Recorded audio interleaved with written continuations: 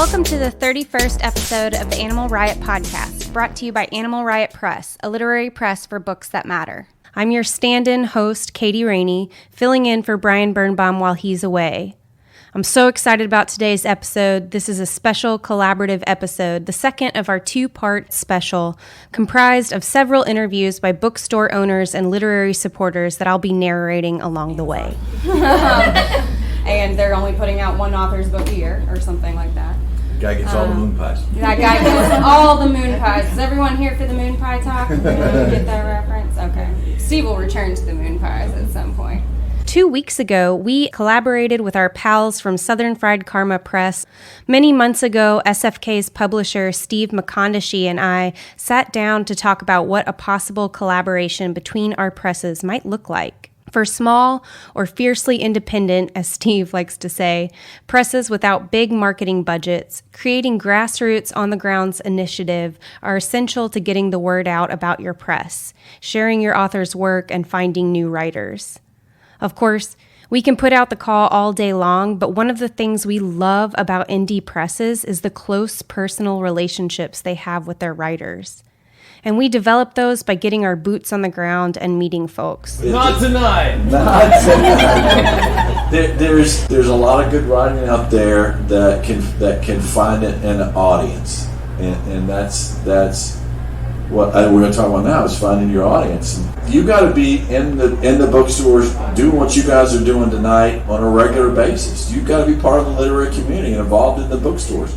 North Carolina's got more great bookstores in the Piedmont area. That's how I pronounce Piedmont. That's how we pronounce it in Georgia, Piedmont. When Steve and I started to put this tour together, we almost instantly decided on North Carolina.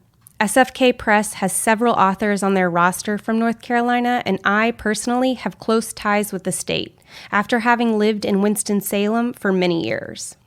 We knew there was an active literary community there, and aside from our wanting to promote our writers, which you can catch an interview with George Hovis and Matthew Duffus, who are on the tour, on episode 30, we wanted to make connections to these communities, including bookstore owners, writers, and supportive literature lovers. Part of the reason why we're doing these tours in all local bookstores is because, just like independent presses, we feel that local bookstores are doing the work for readers and for writers that should be done. The big chains, Barnes & Noble, they don't care about our books. They don't care about local authors. They care about the big ones, the big houses, the big five, soon to probably be the big four, because they all keep eating each other until it's just the big one, which is Amazon.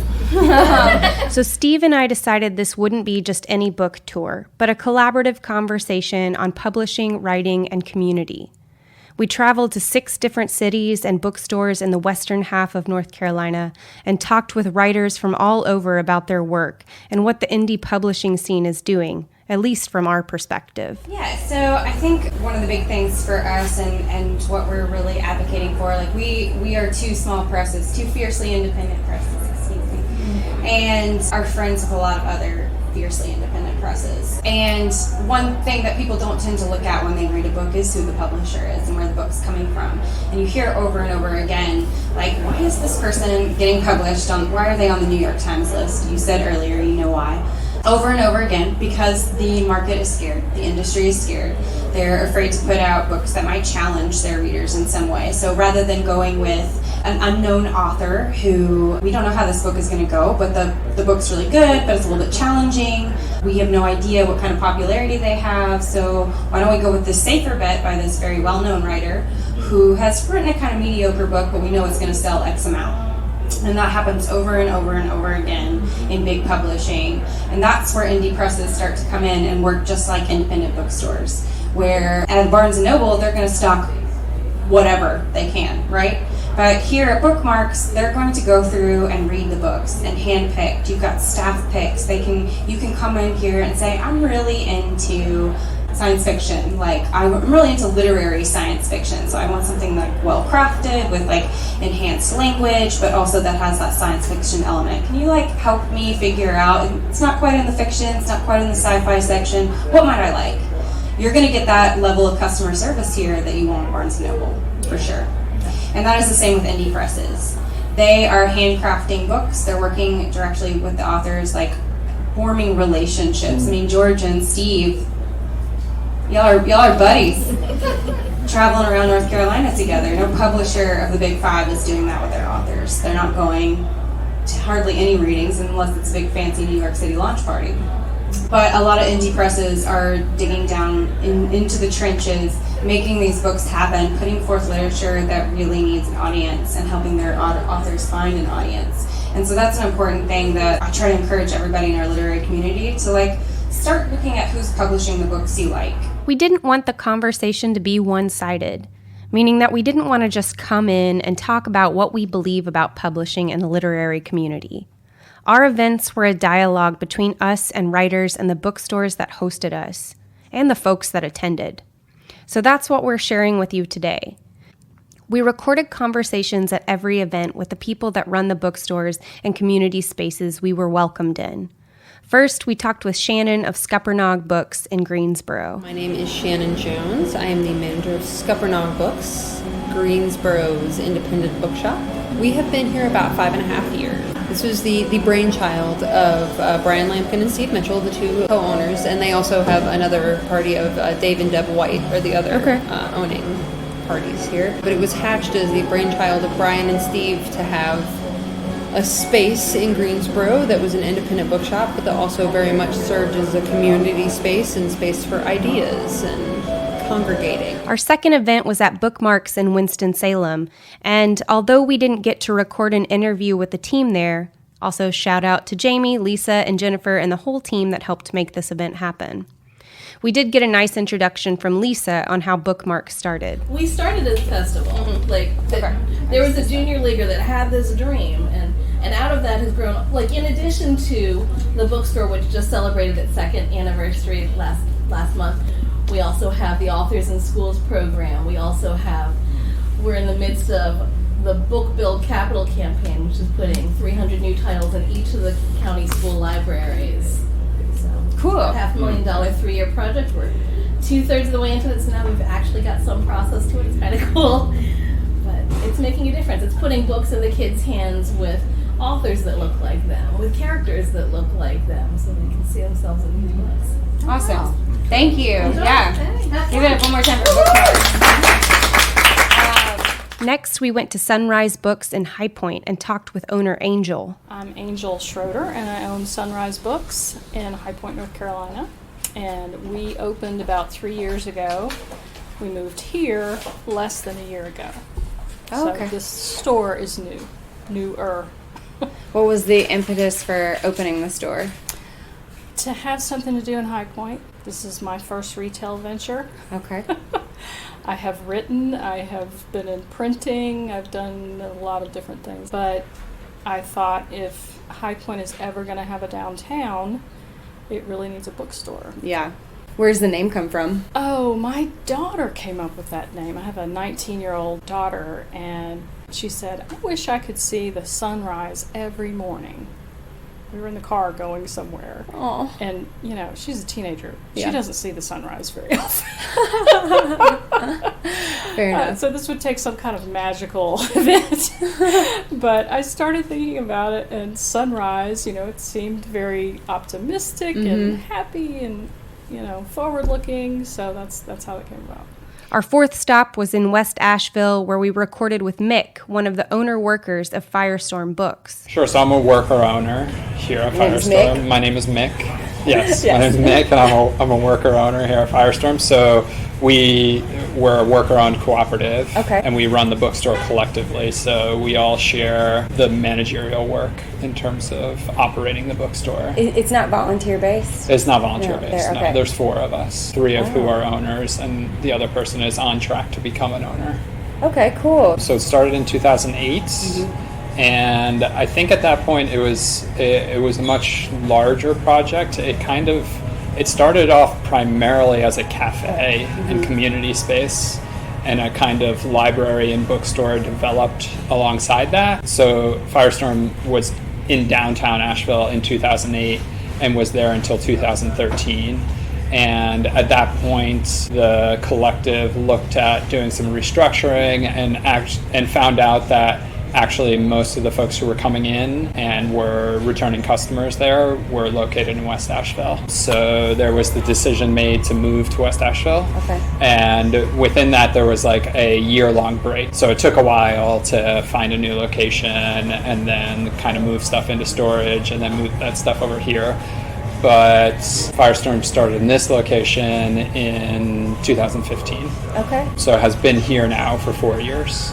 And now at this point, really, so initially in this location, we were still a bookstore and a cafe. Mm-hmm. Since that time, the cafe has come down and the bookstore has expanded. So if you go take a look, we've got this children's section that was a big expansion last year. Cute. And we still hold on to the coffee and a little bit of a cafe space, but now we have really taken the identity of a bookstore with this community room as something that we offer to the community. And finally, we talked with Eleanor, the manager of Main Street Books in Davidson. My name is Eleanor Merrill. I am the event coordinator at Main Street Books. And Main Street Books opened in 1987 by two friends who ran it admirably until 2015 when they decided they were ready to retire. Okay. At which point they sold the bookstore to Ada Fitzgerald, a graduate at Davidson College who was teaching in the area. She was actually my 7th grade biology teacher. Oh, cute. Yes, isn't it? And now we're co-workers. So she's now the owner, right? She's now the owner. She's your boss now? She's my boss now. That's cute. Yeah. And she totally renovated the entire space. And oh, really? It's a beautiful space. And they did a great job. And a lot of it, the construction and all that, they did themselves, her and her family. And since then, with the help of her booksellers and staff, she's been sort of vamping up the author programming and just getting more life in here. We had a 6th event at Walls of Books in Cornelius, North Carolina, but unfortunately didn't get to record that conversation. Shout out to Melinda and her daughter Lindsay who run the store together. We wanted to share those intros to each bookstore to acknowledge and thank the folks who sat down to chat with me. These bookstores are more than just places to buy books. They're places of community where people of all ilks can come together and share ideas. You know, just a space where people can come and talk to each other, talk about books, talk about whatever's going on in the world. You know, like in addition to, you know, having book clubs here and authors and different events for presses and things, we also try to let a lot of different community groups use the space, and we also on our schedule have done several series of events that encourage dialogue and conversation. So you do some events for other groups too. You said you have a church group coming in after us, and of course we're here doing, you know, the Fugitives and Rabbits tour. What are some other community events and things going on?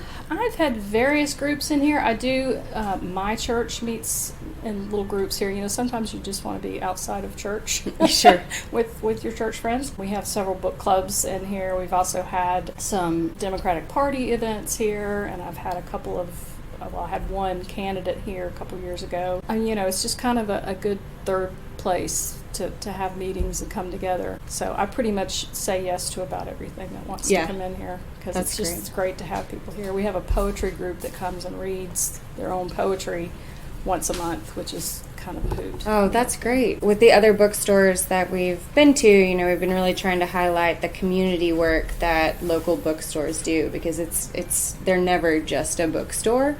It's always like there's a space for conversation, for critical thought, and to like further the community, and is why most of these bookstores have opened. And you already said you thought High Point downtown needed a bookstore if there was ever going to be a downtown. Do you feel like you've been accomplishing that mission with Sunrise Books? I do. I mean, we clearly have room for lots more to go on, but there's a Christmas event that happens right around here that's really great, and it's just been a matter of getting the word out, which in this day and age, I sound old, you know, people don't read the newspaper like they used to, and we don't have a local radio, and it's just hard to figure out where to get the word out. That's been a challenge. Well, hopefully we'll be able to help you with some of that. I hope so. Say, you know, for those High Point listeners that, you're here and you're welcoming, and it's a very welcoming store. It's very bright and sunny in here, as the name suggests. So what kind of events do you guys host back here? Yeah, The a space is whole wide range of events. Folks have like monthly meetup groups around various interests, and then there obviously is author events, but there also will from time to time be like workshops. So things that come to mind are like herbal. Like there's a big herbalism scene here in Asheville, so folks have done workshops back here around that kind of stuff. Cool. And that's like, we really envision this space as a space of encounter, where, you know, folks from different walks of life, from different places can come to and meet one another. And like, I think there's a lot of talk these days about what spaces are safe and not, and we put in work and are intentional about trying to create a space that is safer, but we also know that like conflict and tension is kind of inevitable when people from different walks of life are mixing with one another, and we don't shy away from that. We think we need that for growth, but it is complicated and nuanced as well. We want folks to be able to show up as their full selves, and I think our ask is that that's done in good faith, right? So it's not about getting the language right every single time, every time you open your mouth. It's not about it's not creating an environment where people aren't allowed to be wrong or aren't allowed to say the wrong thing. It's asking folks to show up open-minded and in good faith. Yeah. Do you guys do a lot of community? I mean, this is a great space to have a conversation back here.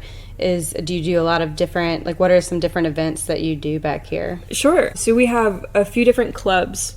We have a writing club, a book club, and an audiobook and knitting club, which has been a fun adventure. And so those groups tend to be really tight-knit. Yeah. And then we do a ton of programming, and some of that is just sort of the traditional reading and signing with authors. We've been trying to expand into more interactive programming so that the readers really feel connected and involved, and have discovered that those tend to be our more successful events where people are walking away feeling oh yeah, I feel good after I got doing something. that. Exactly. Yeah, that's definitely what we're trying to come in with, that is of it being more of a dialogue and question answer conversation rather than just here's some information, digest it kind of thing. Yeah. Most local bookstores go beyond that title and open their doors to the local community in all kinds of ways. What would you say the mission of Main Street Books is? Yeah, we talk about that a lot. And sort of through those conversations, what we've come to decide is one of the most important things that we can do is sort of the same mission as books, which is that I think, and a lot of the folks here think, that they should be both windows and mirrors, a way to look into other people's lives and empathize, and also a way to see yourself reflected back at you. I like that. And so, as you can see, we have a gathering space back here, and so it affords us the opportunity to let books become sort of a mechanism for making those same windows and mirrors connections with people. And I think that can happen a lot of times through conversations about characters and narratives and reading. So those sorts of community building, face-to-face interactions are really what we're trying to do here. There's so much progress to be made in just dialogue that I don't think people think a lot about that, and that how local bookstores can be a platform for that. It's not just about selling books. It's a community space, and where you guys are promoting these conversations, which I think is wonderful. I don't know of too many bookstores that are doing that at that level, which is really incredible. Well, I think it's important for a bookstore, and I know this is something that Brian and Steve feel strongly about too, is that it's important, like I say, for it to just be a hub of ideas, whether that's we're getting together to talk about where the crawdads sing for, this month for the book club, or whatever the hot read is for that summer, or we're getting together to talk about, this big pressing social issue. It's all one and the same thing. It's just people who live in the same area coming together to share ideas and have those one-on-one interactions, which is why I think you are seeing a bit of resurgence in independent bookstores, because that's the aspect, that community aspect is the thing you can't really get from Amazon or from the big chains like Barnes & Noble. They don't have that. You will come in and see people and know that they'll want to engage with you and talk to you about, I just read this great book, let me tell you about it, I'm excited about it, or oh, hey, we have this event going on that we're really excited about. Please come out and be a part of it and like get to know the people in your community that way. And I think that's the element that's missing from a lot of the big box book chains, like formerly Borders and, still Barnes & Noble, and then obviously like the internet giants like Amazon.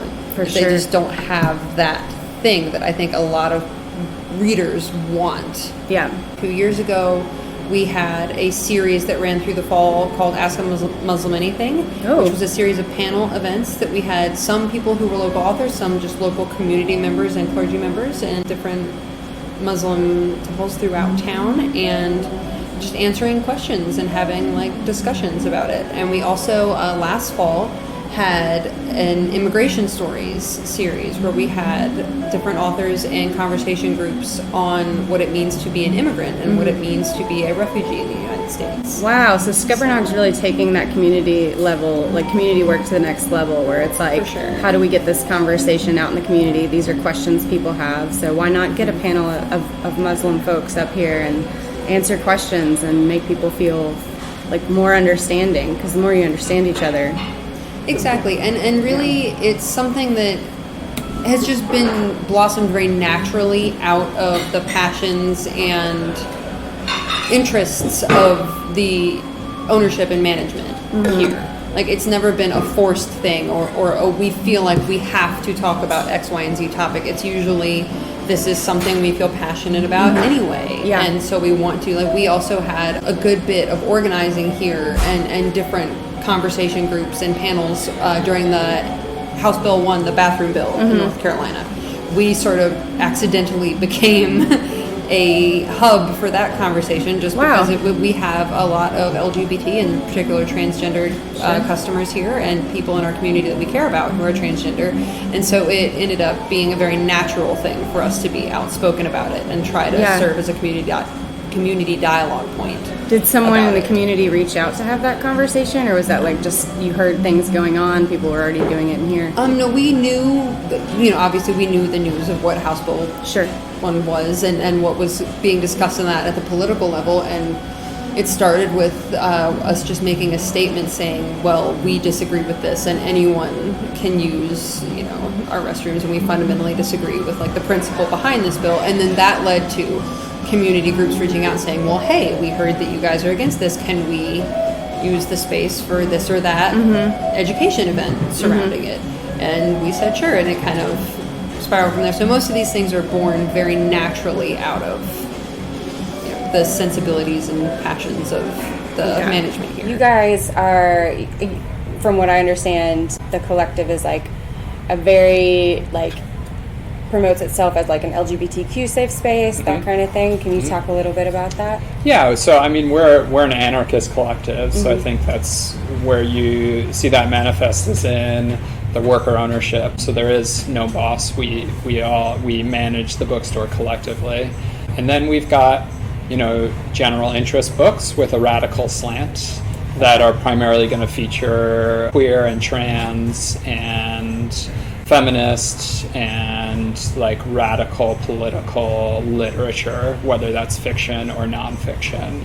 So yeah, that sort of is the core of our community, and then we kind of build out from there. How have you seen that focus affect the West Asheville community around you?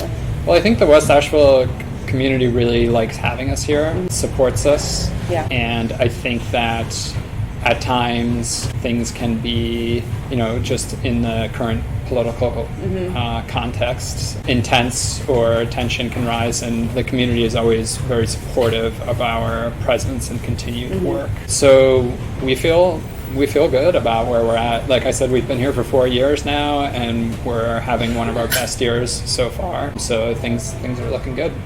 That's one thing we've been talking to most, all the bookstore owners have said, because we're in all local, private, small bookshops that really curate what they're doing and the events they put on in the books, that it becomes a really space for dialogue and community, and folks come in. It's not just a bookstore. It's really about promoting that community-oriented lens in where they are. Yeah. It's really cool just to hear you guys talk about it. I have a quick question about like the POC writing community here. Do you see that, like, if Firestorm is, I don't know, I guess, like, what does it look like? I'm assuming that all fits into the same, like, LGBTQ mission and trying to cultivate that space. Sure. I mean, like, anti-racism is written into our anti-oppression statements. Okay. We've got a statement that's published on our website, and we do a lot of work, to be intentional about what authors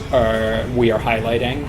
So, like, for instance, I know there's been a lot of, maybe, I don't know if controversy is the right word, but in writing for young adult fiction. Mm-hmm. Oh, yeah. And we've really moved towards only featuring books that are written in someone's own voice. Okay. So when it's a character, like characters of color, that is written by and from the perspective of someone who understands that world.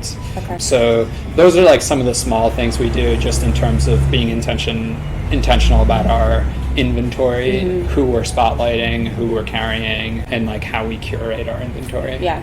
I asked each bookstore representative what effect or impact they think they've had with this work on their communities. I would say the biggest thing we saw, and this is typically what we see here, is just the conversations. It's really nice to see people talking to each other about these things and see, maybe someone's views, or if not necessarily changed, it's at least augmented by, I've never thought about this aspect of an issue before. And so you see that at a lot of our events. We just hope that people come away with new ideas and new points of conversations. What we've been seeing all week with the different bookstores we've been in is that they are not just bookstores. It is a place for community to have dialogue about different things in the community, things going on in the world, a space for people to process and to like come in and feel safe, even though like the word safe space is like a debatable thing, but for a place of community. And so I guess, have you seen anything like that like grow in this store, like community dialogue about certain things happening outside of the bookstore? Absolutely. Yeah. And it really puts into perspective how eager people are to just connect with other people. So I can't tell you how many times I've been working a shift and someone will come in and we'll start a conversation about books, but they're looking for a lead-in to talk about something that's happening in life, which is just, in some ways it's shocking, but in other ways it just makes the most perfect sense in the world. And so we've also tried to use the space to have conversations in the wake of the last presidential election and in the wake of some of our town board elections that created a bit of a rift in our community. So really? We tried to have some conversations and programming in the store then as well. Can you talk about that rift, or is that like a... Succinctly, I would describe it as differing visions of where the town should go, which has grown, I want to say quadrupled within 10 years in terms of population size. So it's trying to figure out how to grow and preserve the character of the town and different ideas about what that should look like. So you've got different ideologies like kind of battling for the identity of the town. Exactly. I think it's pretty easy to see why bookstores are so important. They aren't just a place for buying and selling books. They're places of community where folks with different backgrounds can come together and share ideas. They are where the conversations this country needs to have happen are happening. One thing that is so important is the literary community and how we interact with it. So we were very interested in hearing how other places interact with their communities and what they're like. Like the literary community in Greensboro, are there writers' networks? Are there, I'm sure you host groups and book clubs, you said in here. Yes. So we're very fortunate to have a strong writing and literary community here in Greensboro. I think that is a function in part of all the universities that we have in town. So we have University of North Carolina at Greensboro, which has a very prominent MFA program, both for fiction and for poetry. And so they have a very strong writing and literary community there. We also have North Carolina A&T State University here in town, Bennett College, and Greensboro College. So there are quite a bit of university groups, and we actually carry the books of several professors at the various universities who are writers, and we've hosted lots of writing events for that. And there is also the North Carolina Writers Network has their monthly meeting and open mic here. on the second Monday of every month at 6:30. Oh, cool. We have invited them tonight, so we'll see. Yes, and I have a message for you actually. Oh, great. Something that are coming. But anyway. And then we also are not the nonprofit Greensboro Bound Literary Organization, who is the group that we work with to do the Greensboro Bound Literary Festival every year that we put on. Also hosts a series of writing workshops here at the store. Oh, great. That people can come to. Those are, registration and for pay, but they usually don't cost very much. Yeah. Like $10 or something like that to come. And then we also host a quarterly open mic called First Draft through Greensboro Bound, which is an open mic for works in progress. And it is meant to be an open mic of things you are actually working on. The thing I read last at a first draft was an essay that was not actually finished. So we got 2/3 of the way through, and I stood up there and said, and now here's the gist of the next 6 paragraphs, the end. So it is very much a works in progress open mic. But that's actually kind of the fun of it, is you really have a writing community of people who can be silly together and acknowledge that, this is the rough version of this that we're all working on together. So it's great. Yeah, I've been looking while here for other reading series going on, because my press started out of a reading series, and so it's cool to hear. Do they have a name or anything that they call themselves? Oh, yeah, they're the Pullman Poet Society. Okay. Because they started off meeting in an old Pullman car, which is the home of our High Point Arts I love organization. So, That's great. yeah. Eleanor of Main Street Books talked about the way Southern writers are viewed and the way they ought to be viewed. So the literary community I have found in North Carolina and throughout the South to typically just stray more liberal on the political spectrum than many other spaces. Sure. And so I am inclined to say that part of that is, well, not part of that, that's entirely reflected in our store, and we do strive to curate a wide selection of reading for wide selection of views. But yeah, I think I haven't got a really good fully formed theory about why that tends to be the prevailing political positioning in literary communities. I feel like the arts always tends to be progressive and liberal. That's true. In general. That's true. I mean, it's just, that's the way that, like, art, that's what arts and culture does, is it pushes that way. That's very true. And there are certainly flaws in, like, liberalism and progressivism, but it's good to, like, have a space like this where you're saying you're bringing in a wide variety of authors where you can challenge, like, those different views and, like, start to work through those things, because, like, so many times you see in spaces outside of this that, like, those siloed opinions just, like, divide, and people don't want to bridge that gap and talk. So we really see bookstores as a space where, like, that dialogue can start to happen, and like people can reach across, like, the books that they love and start to see one another. I think it's also interesting that I think of storytelling as a Southern tradition. Oh yeah? Why is that? I think just because I think about, in my head, when I hear really good storytelling, it's always with a slow Southern drawl. And that might just be because the people who have told me stories have had that. Part of it is when we do have these conversations and hearing different viewpoints, but both with the Southern accent, I love hearing that. Yeah. You know, because I think it's unexpected. Yeah. That's one thing, well, Steve was talking about earlier tonight, that, like, you know, he founded Southern Fried Karma because he didn't want, say, a certain vision of the South to be the face of the South. And, like, we both really align with that mission. Like, we know that what people stereotypically think of the South, and we also know, like, the arts and culture and literary scenes that thrive in the South that people don't often get to see, which, like, I'm guilty of, as you said in our emails, that, you know, like, I tend to be as hypercritical about the South as anybody else from the South, you know, just, like, I can, like, get really negative about where I come from, but that there's actually, like, a really thriving scene that often gets overlooked, and people don't really think about that. I'm wondering if you could just, like, maybe speak a little bit to that community. Yeah, well, I think it's interesting that we use identity groups to help us shape our understanding of ourselves.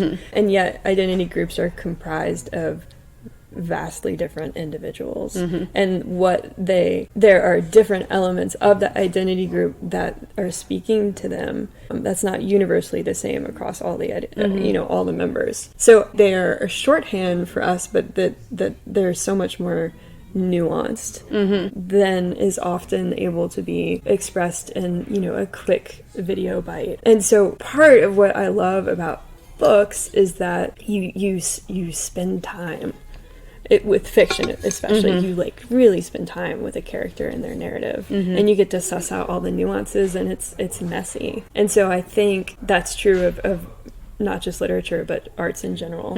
And so I think it's a really effective vehicle for just dissecting all the different and developing empathy. Yes, for sure. Absolutely. While it's important to talk about and highlight the great work these community hubs are doing, it's also important to talk about the challenges they face. And how's it been going? How have the last 3 years been? Good. I've learned a lot. Yeah.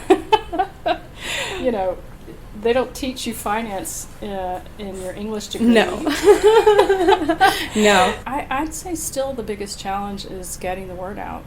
That there's a reason to go to a bookstore rather than just ordering things online. And I know people are going to order things online. Sure. And you don't have to buy every book in person at a bookstore, but a few would be nice. Yeah, getting the word out that there is a bookstore here. I still, after 3 years, find lots of people who don't know we exist. So that's one thing that we're really, with this tour trying to have conversations about, is that both locally owned bookstores, small bookstores, and indie presses like us, or fiercely independent presses if Steve's around, are doing something that, say, the Big Five publishing or like Barnes & Noble aren't doing.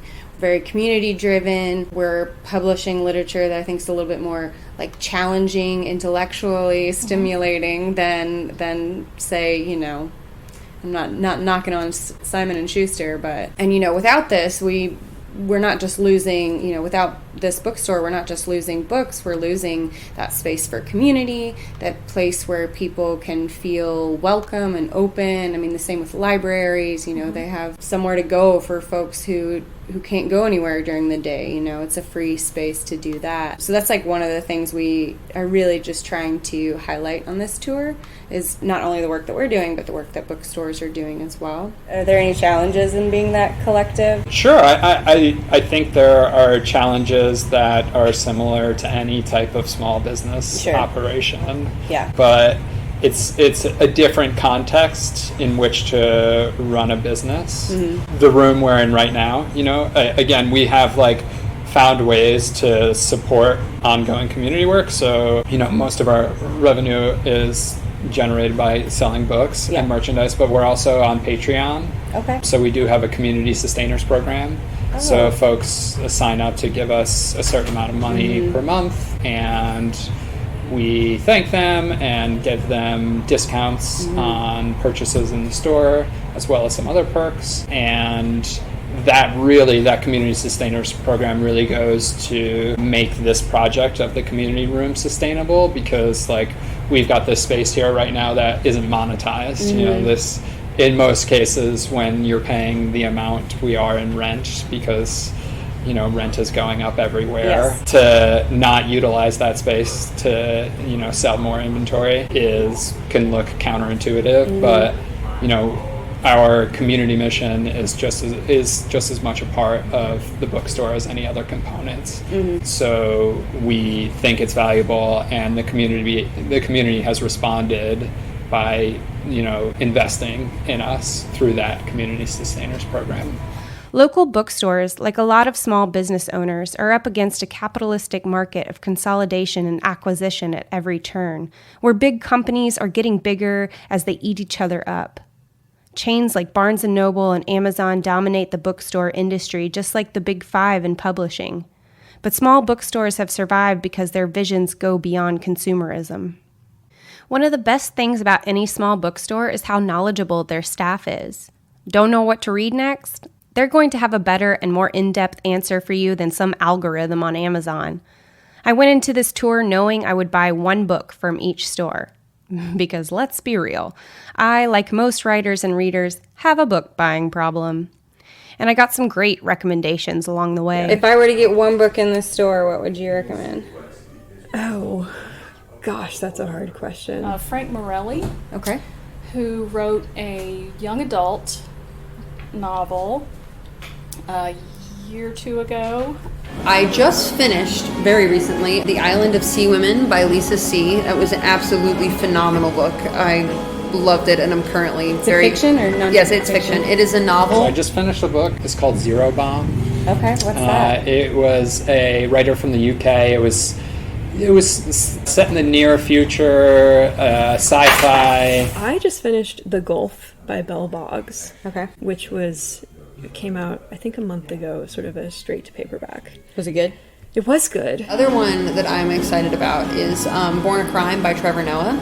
That is the One City, One Book selection for Greensboro Public Libraries this summer. I don't want to overdo it because it has definitely been our best-selling book since it came out in March, but Pleasure Activism. Okay. Are you familiar? Adrienne Marie Brown. No, what's it about? Adrienne Marie Brown is a writer, organizer, and also considers himself to be a pleasure activist. So the point of the book, it's like about the politics of feeling good. I love Max Porter. Okay. He is an author with Grey Wolf Press.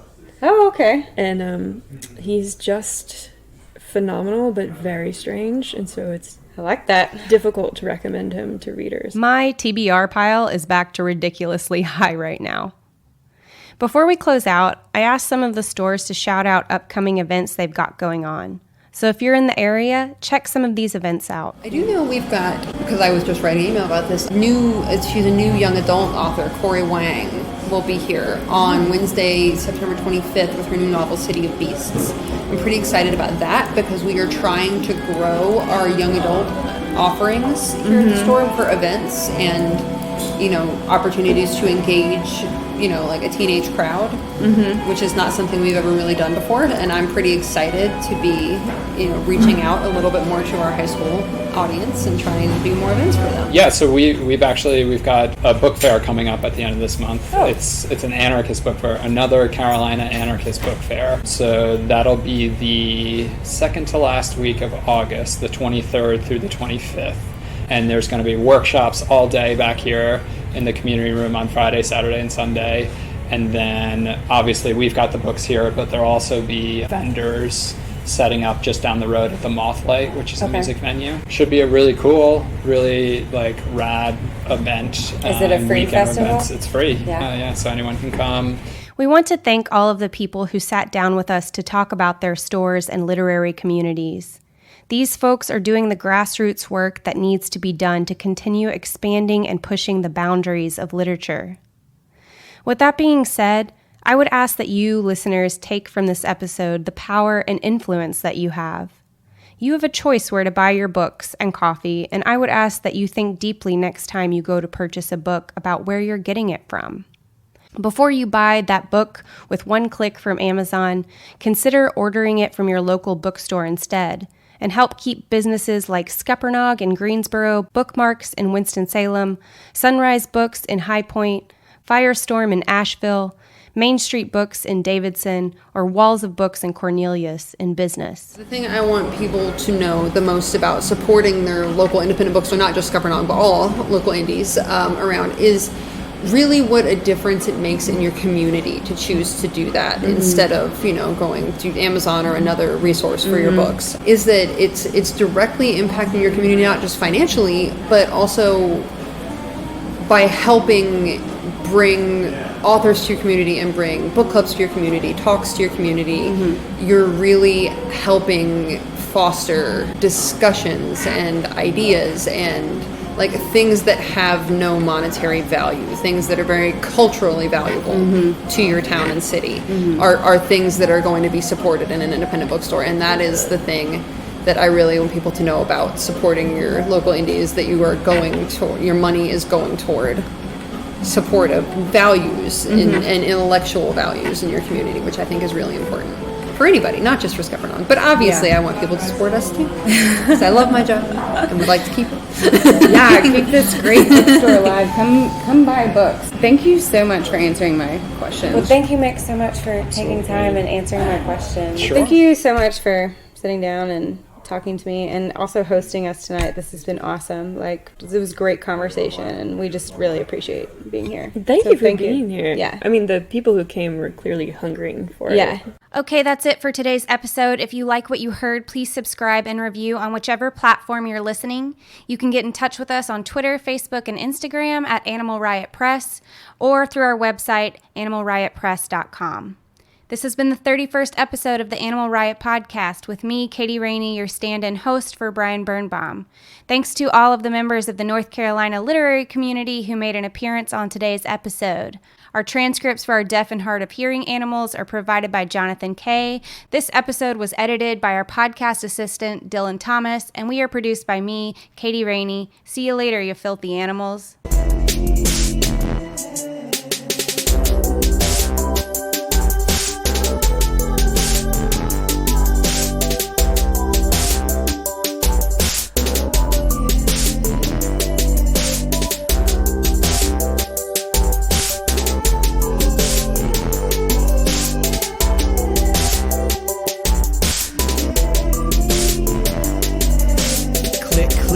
Yes, sir, it's the burn. Bombing on y'all and getting gully as the fern. I don't know much about